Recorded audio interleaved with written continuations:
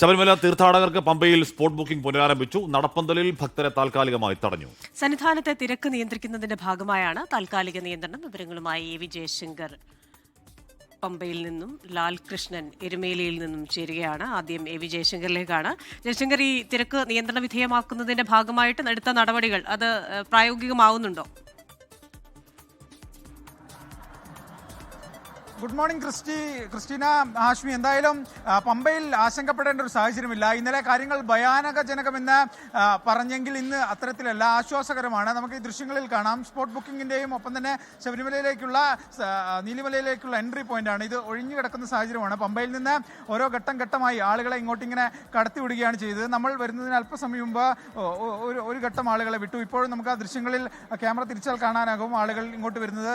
അതായത് നേരത്തെ പമ്പയിലെ പന്തലിൽ ആളുകളെ നിയന്ത്രിച്ച് ഓരോ ഘട്ടം ഘട്ടമായി 10-15 മിനിറ്റ് കൂടുമ്പോൾ ഇങ്ങോട്ടേക്ക് കടത്തിവിടും. ഇവിടെ നിന്ന് ആളുകൾ നീലിമല കയറും. ഇതിലൂടെ പോലീസ് ലക്ഷ്യമിടുന്നത് സന്നിധാനത്തെ തിരക്ക് കുറയ്ക്കുക എന്നതാണ് പോലീസിന്റെ ഒരു ലക്ഷ്യം. അതിന്റെ ഭാഗമായാണ് പമ്പയിൽ ബോധപൂർവം പോലീസ് നിയന്ത്രണം ഏർപ്പെടുത്തുന്നത്. അങ്ങനെ സന്നിധാനത്ത് ആളുകളുടെ എണ്ണം കുറയുന്നതനുസരിച്ച് പമ്പയിൽ നിന്ന് പതിയെ ആളുകളെ കയറ്റിവിടും. അങ്ങനെ കയറ്റിവിടുമ്പോൾ പോലും ഭക്തർക്ക് അധിക സമയം നിൽക്കേണ്ട ഒരു സാഹചര്യം ഇല്ലാത്ത രീതിയിലാണ് ആ ഒരു പോലീസിന്റെ നിയന്ത്രണം. വലിയൊരു നിയന്ത്രണം ഇന്ന് പമ്പയിലില്ല. അത് തന്നെയാണ് ഈ ദൃശ്യങ്ങൾ കാണുന്ന വലിയ അസാധാരണമായ. കഴിഞ്ഞ ദിവസത്തെ ഒരു ക്യൂ ഒന്നുമില്ല. ഓരോ 10-15 മിനിറ്റ് കൂടുമ്പോൾ ഭക്തരെ പമ്പയിലെ നടപ്പന്തലിൽ നിന്ന് മുകളിലെ ഈ എൻട്രി പോയിന്റിലേക്ക് കടത്തിവിടും. ഇവിടെ നിന്ന് ആളുകൾക്ക് സുഖകരമായി പോകാനാകും. നിലവിൽ പമ്പയിൽ സ്പോട്ട് ബുക്കിംഗ് പുനരാരംഭിച്ചിട്ടുണ്ട്. ഇവിടെ എത്തുന്ന ഭക്തർക്ക് സ്പോട്ട് ബുക്കിംഗ് എടുക്കാം. പക്ഷേ ഒരു നിബന്ധനയുണ്ട്. ഇന്ന് 20,000 പേർക്ക് മാത്രമേ സ്പോട്ട് ഉണ്ടാകൂ. 20,000 കഴിഞ്ഞാൽ കാര്യങ്ങൾ കുറച്ചുകൂടി കടുപ്പിക്കുന്ന ഒരു സാഹചര്യം ഉണ്ടാവും. നമുക്ക് ഈ ദൃശ്യങ്ങൾ കാണുമ്പോൾ വലിയ ആശ്വാസമാണ് ക്രിസ്റ്റീന, ഹാഷ്മി. കാരണം കഴിഞ്ഞ ദിവസം ഭീതിജനകമായ ഒരു സാഹചര്യമായിരുന്നു. പക്ഷെ ഇന്ന് അങ്ങനെയല്ല. കേരള പോലീസിനെ അഭിനന്ദിക്കേണ്ടിയിരിക്കുന്നു. കാരണം ഇന്നലെ ചെറിയ വീഴ്ച പറ്റിയപ്പോൾ അവർ ഉണർന്ന് പ്രവർത്തിച്ചു. മണിക്കൂറുകൾ കൊണ്ട് ഇന്നലത്തെ വലിയ ക്യൂ അവർ നിയന്ത്രിച്ചു. ഇന്ന് അത്തരത്തിൽ ഒരു വലിയ ക്യൂവും പ്രശ്നങ്ങളൊന്നും ഉണ്ടാകാത്ത രീതിയിൽ കാര്യങ്ങൾ പോലീസ് കൃത്യമായ പ്ലാനോടുകൂടി നടപ്പിലാക്കുന്ന കാഴ്ചയാണ്. ആ പോലീസിന്റെ കൃത്യമായ പ്ലാൻ, ആ ഇംപ്ലിമെന്റേഷൻ, അതിന്റെ പ്രതിഫലനം തന്നെയാണ് ഈ ഒരു തിരക്ക് കുറയാൻ കാരണമായതില്ലെങ്കിൽ കാര്യങ്ങൾ ഭക്തർക്ക് കൃത്യമായൊരു ദർശനത്തിന് സൗകര്യമൊരുക്കിയത്. നമുക്കെന്തായാലും ക്യാമറ തിരിച്ചു കഴിഞ്ഞാൽ ദർശനം കഴിഞ്ഞ് സന്നിധാനത്ത് നിന്ന് ഇങ്ങോട്ട് മല ഇറങ്ങി വരുന്ന ഭക്തരെ കൂടി കാണാം. വലിയ തോതിൽ ആളുകൾ സന്നിധാനത്ത് നിന്ന് താഴേക്ക് പമ്പയിലേക്ക് ഇറങ്ങി വരുന്നു. അങ്ങനെ വരുന്നത് വലിയ ആശ്വാസം നൽകുന്ന, ശുഭപ്രതീക്ഷ നൽകുന്ന കാര്യമാണ്. കാരണം സന്നിധാനത്ത് എത്രമാത്രം തിരക്ക് കുറയുന്നു അത്രയും പമ്പയിൽ നിന്ന് ആളുകളെ കയറ്റിവിടാനാകും. പമ്പയിൽ വലിയ തോതിലുള്ള ഒരു നിയന്ത്രണത്തിന് ആവശ്യം വരില്ല. ഭക്തർക്ക് സുഗമമായ രീതിയിൽ ദർശനം നടത്താനുള്ള ഒരു സൗകര്യം ലഭിക്കും. വലിയ തോതിലുള്ള ആളുകൾ ദർശനം കഴിഞ്ഞ് ഇങ്ങോട്ടേക്ക് ഇറങ്ങി വരുന്നു. കഴിഞ്ഞ ദിവസത്തെ പോലെ അസാധാരണമായൊരു തിരക്ക്, അസാധാരണമായൊരു സാഹചര്യം ഇന്നില്ല എന്ന് തന്നെ പറയാം. പോലീസ് കൃത്യമായി ഭക്തരെ നിയന്ത്രിച്ച് അവരെ കയറ്റിവിടുകയും അവരെ സന്നിധാനത്ത് നിന്ന് ഇറക്കി വിടുകയും ചെയ്യുന്നു. കാര്യങ്ങൾ അണ്ടർ കൺട്രോൾ ആണ്. എല്ലാം പോലീസിന്റെ നിയന്ത്രണത്തിലാണ്.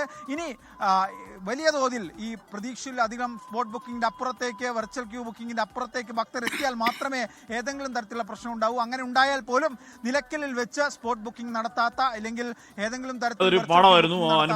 അത് വളരെ പെട്ടെന്ന് പോലീസ് ഇടപെട്ടു. ശ്രീജിത്ത് അടക്കമുള്ളവർ അവിടെ ഉണ്ട്. അപ്പോൾ അദ്ദേഹത്തിന് നല്ല പരിചയമുണ്ട്. ആ തിരക്ക് നല്ല പരിചയമുള്ള ആളാണ്. അപ്പോൾ അത് എഫക്റ്റീവായി തുടങ്ങുന്നുണ്ട്. ലാൽകൃഷ്ണൻ കൂടി ചേരുന്നു എരുമേലിയിൽ നിന്നും. ലാൽ, അങ്ങോട്ടേക്ക് അധികം ഒരുപാട് ആൾ വരികയാണെങ്കിൽ ഇനി ഇപ്പോൾ വരും ദിവസങ്ങളിലും കൂടുതൽ ആളുകൾ എത്തിച്ചേരുകയാണ്. അപ്പം നേരത്തെ പറയുന്നത് പോലെ ഇപ്പോൾ വന്ന ആളുകൾ ഈ ദർശനം കിട്ടാൻ ബാക്കിയുള്ളവരുണ്ടെങ്കിൽ അതിൻ്റെ ബാക്കിയായിട്ടുണ്ട്. അപ്പോൾ ഈ എരുമേലിയിലൊക്കെ കുറച്ച് ആൾക്കാരെ അവിടെ നിന്ന് സജ്ജീകരിക്കാൻ പറ്റിയാൽ അവർക്ക് അവിടെ വെള്ളം, ഭക്ഷണ പ്രശ്നമൊന്നും ഇല്ലാതെ സമാധാനമായി അവിടെ കഴിയാം. ഒരു ദിവസം 2 ദിവസമോ. അത് കഴിഞ്ഞാൽ ഈ പറയുന്ന അവിടെ സാഹചര്യം ഉണ്ടാകുമ്പോൾ അങ്ങോട്ടേക്ക് കയറുകയും ചെയ്യാം. ലാൽ, എന്താണ് എരുമേലി കാഴ്ച? എരുമേലിൽ സാധാരണഗതിയിൽ ഉണ്ടാകുന്ന ഒരു തിരക്കിന് അപ്പുറത്തോട്ട് വലിയൊരു തിരക്ക് എന്ന് പറയാൻ നമുക്ക് കഴിയില്ല. നിലവിൽ ട്രാഫിക് എല്ലാം അണ്ടർ കൺട്രോളിലാണ്. നേരത്തെ ജയശങ്കർ പറഞ്ഞ പോലെ കൂടുതൽ പോലീസ് ഉദ്യോഗസ്ഥരെ, അതോടൊപ്പം തന്നെ സ്പെഷ്യൽ പോലീസ് ഉദ്യോഗസ്ഥരെ അടക്കം ഇവിടെ വിന്യസിച്ചിട്ടുണ്ട്. രാവിലെ ആയതുകൊണ്ട് ആ തിരക്ക് നമുക്ക് നിലവിൽ വലിയ കാര്യമായിട്ട് അനുഭവപ്പെടുന്നില്ല. സാധാരണഗതിയിൽ എത്താറുള്ള അയ്യപ്പന്മാരുടേതായ ഒരു തിരക്ക്, അതുകൂടാതെ അയ്യപ്പന്മാരുടെ വാഹനങ്ങൾ പോകുന്ന തിരക്ക്. ഈ എരുമേലി ശബരിമല സീസൺ ആവുന്ന സമയത്ത് ഒരു 1 ലൈൻ ട്രാഫിക് സിസ്റ്റമാണ് പലപ്പോഴും ഉപയോഗിക്കുക. അതായത് കാഞ്ഞിരപ്പള്ളി ഭാഗത്തു നിന്ന് വരുന്ന വാഹനങ്ങൾ തുടർച്ചയായിട്ട് അങ്ങോട്ട് കടന്നു പോകുമ്പോൾ, അതേസമയം ശബരിമലയിൽ ദർശനം കഴിഞ്ഞ് വരുന്നവരെ മറ്റൊരു ട്രാക്കിലൂടെ കാഞ്ഞിരപ്പള്ളി ഭാഗത്തേക്ക് അല്ലെങ്കിൽ മറ്റ് ഇടങ്ങളിലേക്ക് കോട്ടയം ഭാഗത്തേക്കെല്ലാം തിരിച്ചുവിടുക എന്നുള്ളതാണ് സാധാരണഗതിയിൽ അവലംബിക്കുന്ന ഒരു രീതി. അത് ആ രീതിയിൽ തന്നെയാണ് തുടരുന്നത്. ഇന്നലത്തെ തിരക്ക്, പ്രത്യേകിച്ചുള്ള തിരക്ക് പരിഗണിച്ചുകൊണ്ട് ഇന്ന് സ്പെഷ്യൽ പോലീസായിട്ട് സ്പെഷ്യൽ റിക്രൂട്ട്മെൻറ്റ് നടത്തി കൂടുതൽ ആളുകളെ എരുമേലിയിലും പരിസര പ്രദേശങ്ങളിലും വിന്യസിച്ചിട്ടുണ്ട്. അത് മാത്രമല്ല, ഈ സാധാരണഗതിയിലുള്ള ചുക്കുവെള്ള വിതരണം, ഭക്ഷണ വിതരണം പോലുള്ള പരിപാടികൾക്ക് വേണ്ടിയിട്ട് കൂടുതൽ സജ്ജീകരണങ്ങളും ഏർപ്പെടുത്തിയിട്ടുണ്ട്. ഒരുപക്ഷേ ശബരിമലയിലേക്കുള്ള തിരക്ക് കൂടുകയാണെങ്കിൽ, അത് എരുമേലിയിൽ നിന്ന് പമ്പയിലേക്കുള്ള തിരക്ക് കൂടുകയാണ് എങ്കിൽ പോലും വേണ്ടി വന്നാൽ എരുമേലി ഭാഗത്ത് ആളുകളെ തമ്പടിപ്പിക്കാം, അല്ലെങ്കിൽ അവരവിടെ ഹോൾട്ട് ചെയ്യിക്കാം എന്ന രീതിയിലുള്ള സജ്ജീകരണങ്ങൾ ചെയ്തിട്ടുണ്ട്. മാത്രമല്ല, എരുമേലിയിൽ നിന്ന് പമ്പയിലേക്കുള്ള പാതയിലും അതിന് വേണ്ടത്ര സംവിധാനങ്ങളും മറ്റു കാര്യങ്ങളും ഉണ്ട്. അതുകൊണ്ട് തന്നെ അത്തരം പ്രശ്നങ്ങളൊന്നും ഉണ്ടാകാനുള്ള സ്ഥിതി നിലവിലില്ല. പക്ഷേ നേരെ മുറിച്ചുകൊണ്ട് ഈ പറഞ്ഞ പോലെ തിരക്ക് നിയന്ത്രിക്കാതിരിക്കാൻ കഴിയുന്ന സാഹചര്യമാകുമോ എന്നൊരു ആശങ്കയുണ്ട്. കാരണം ഇതിപ്പോൾ നിലവിൽ നമുക്കൊരു 7-7:30 ആയിട്ടുള്ളൂ. ഓഫീസ് ടൈമെല്ലാം ആക്ടിവേറ്റ് ആവുന്നേ ഉള്ളൂ. ഒരു 9-10 മണിയോട് കൂടി പല ജോലികൾക്കും മറ്റു കാര്യങ്ങൾക്കുമായിട്ട് നഗരങ്ങളിലേക്ക് പോകുന്ന ആളുകൾ കൂടുതലായിട്ട് ഒരു 8 മണിക്ക് ശേഷം എരുമേലി നഗരത്തിലടക്കം വരേണ്ടതാണ്.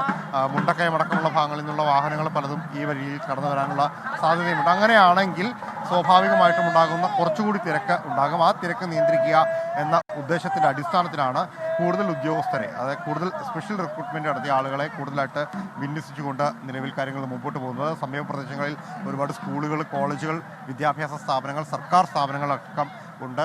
അത്തരം ആളുകളെല്ലാം ക്രമീകരിക്കുന്നതിന് വേണ്ടിയിട്ടുള്ള സജ്ജീകരണങ്ങൾ നിലവിൽ എരുമേലിയിലുണ്ട്. ഇപ്പോഴുള്ള തിരക്ക് എന്ന് പറയുന്നത് സാധാരണഗതിയിൽ ശബരിമല സീസണിൽ എരുമേലിക്ക് അനുഭവപ്പെടാറുള്ള ഒരു തിരക്ക് മാത്രമാണ്.